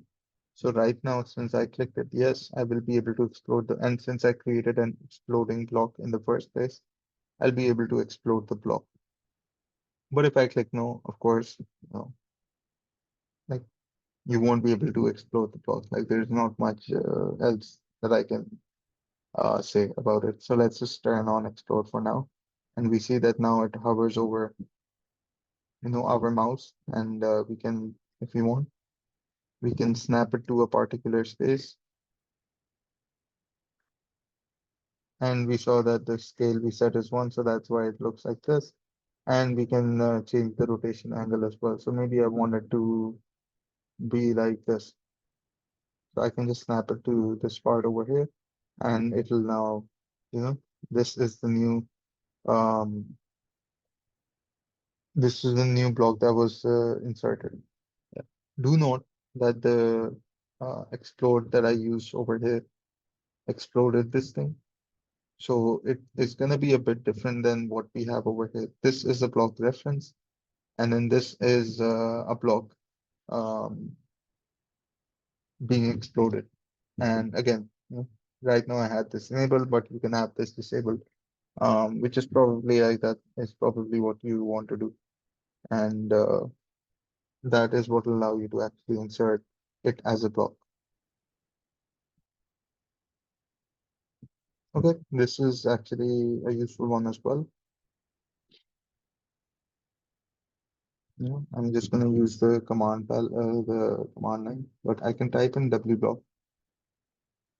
Oh, sorry, I can type in W block, and it will open up this. Sorry, it's opened it up in a different window completely. It'll open up this save block to this, and you know very much what the name implies. I can go ahead and literally save a block to a certain part uh, in my files, and that's it. The reason why this is useful is, and we'll jump into it a bit more in the next session, is we can use this block as an external reference in another drawing. So not just within this drawing is it being used as a reference, as a block reference, but in other drawings it can be used as a reference as well.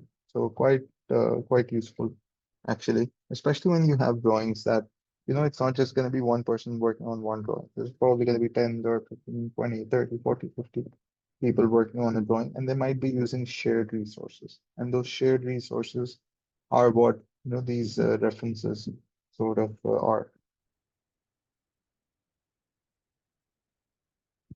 There is also the blocks explorer. So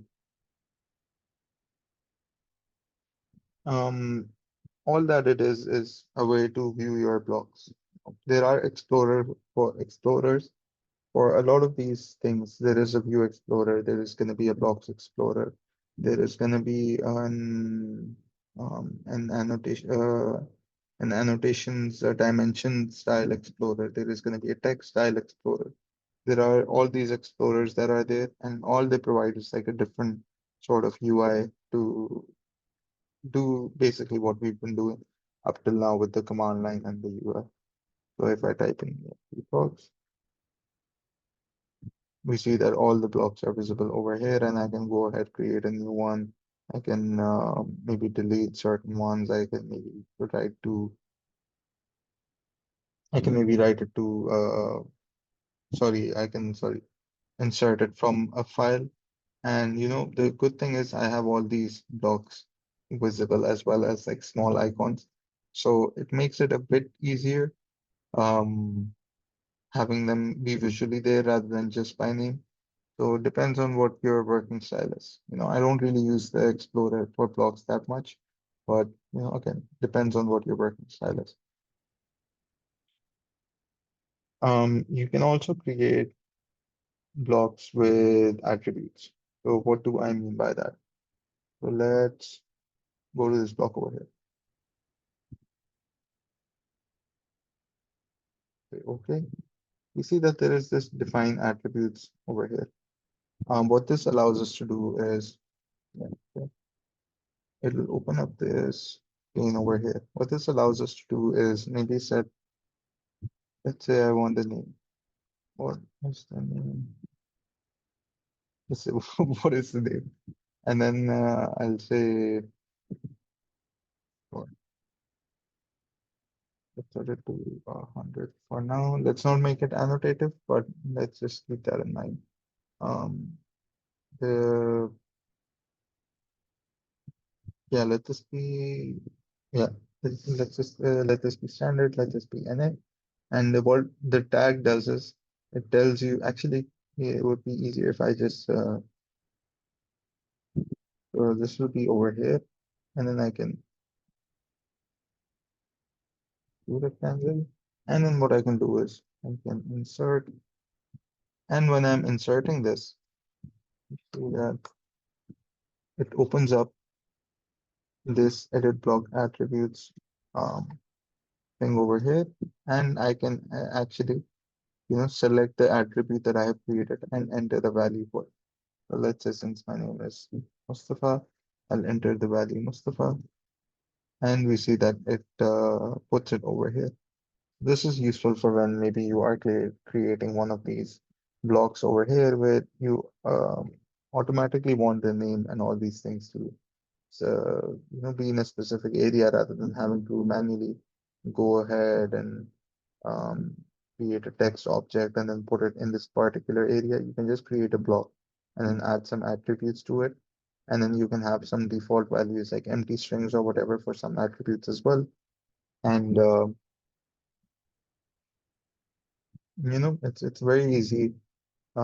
Maybe this can contain 10 attributes and quite useful, especially in like this example that I've given you, where I can enter them in a much more easier way rather than having to create a text box for each one and then doing it there. The way to edit it is literally just by double clicking, and we see that it'll tell me what the tag is, whatever the prompt was, as well as what the value is in this case, and I can go ahead and edit the value over here. There's also this text option that allows you to change some of the settings that we preset. So if you want, you can change it.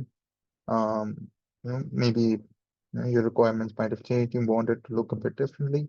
And then you have properties, these layering properties, as well as the color. We're going to discuss this, sorry, the line weight and the color. We're going to discuss this in a bit more detail in the next session because we haven't really discussed the layers right now. But yeah, this is quite easy to add attributes. You can just go into the block editor and add attributes to that block and where you want those attributes to be visually visible.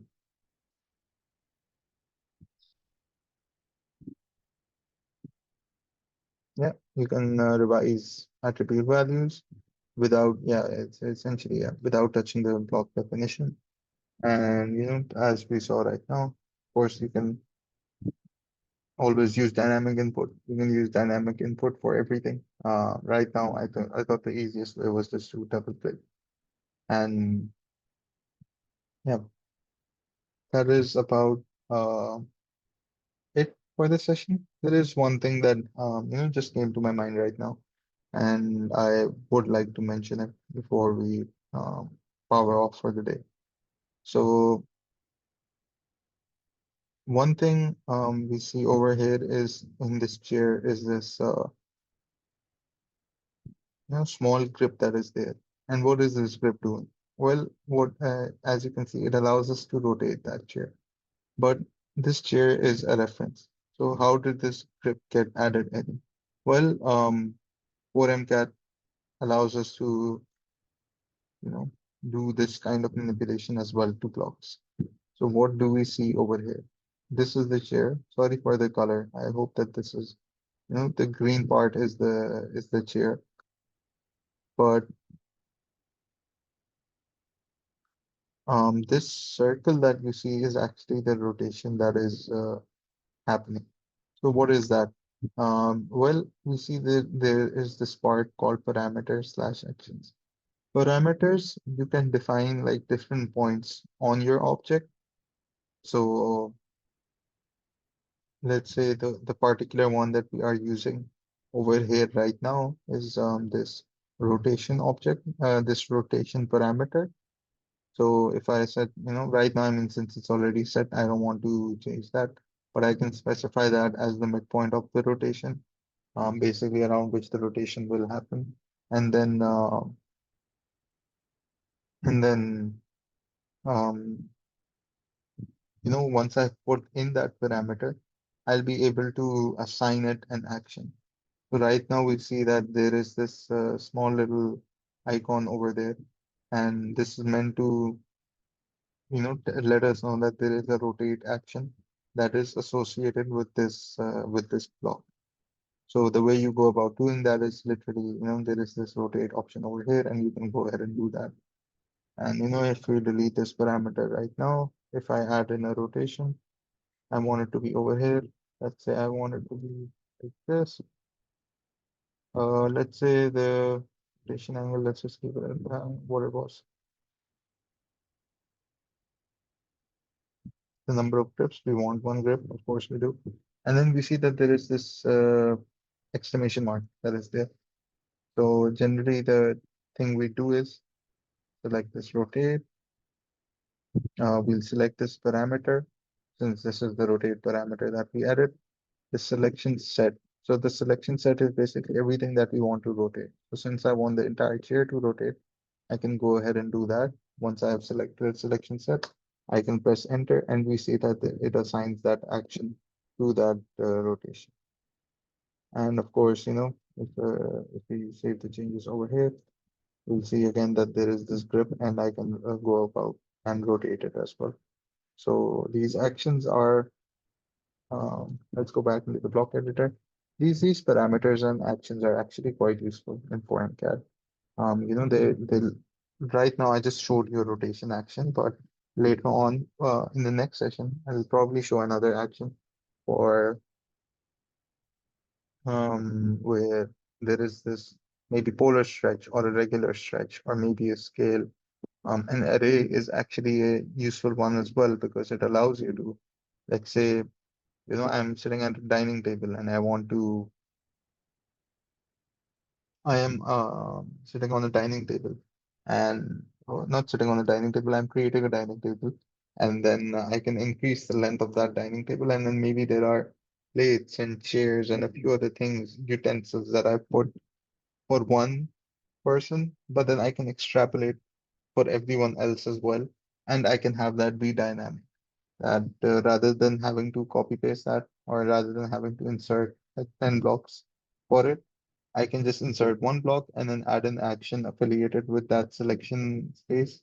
So with that plate, chair, as well as the table, and then I can have it, I can increase the length by let's say 100,000, and it'll add in 1,000, plates, chairs, whatever. So yeah, it's these parameters, these actions are actually quite useful within 4MCAT. And we're gonna look into it in a bit more detail in the next session. So I think let's wrap it up over here. Thank you for listening to me. These will be, of course, uploaded to YouTube. So that's primarily why I wanted to go into a bit more detail into each feature within 4MCAT so that people who are viewing this, who are listening to this, can be as much guided as possible. Let me know if you have any questions. You can always contact me on my email, but on a better scale, you can always contact us as an organization on by going to our website and contacting us over there. And yeah, let me know if you have any questions or concerns. And that is about it for this session. The next session is going to be on Tuesday at 2:30. So I do hope to see you there as well as those watching on YouTube. And that is about it. Thank you very much.